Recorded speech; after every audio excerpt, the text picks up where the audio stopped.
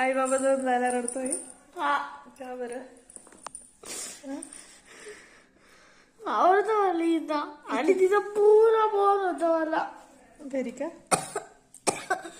हा मग इथे राहतो.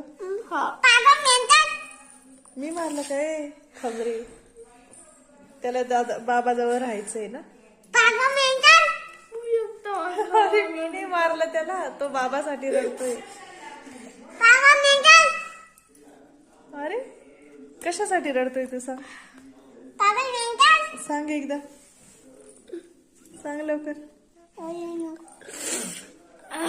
कशासाठी रडतोय? कारण की आपण बरोबर चाललो ना, मग इथंच राहतो. जावं लागेल ना मला.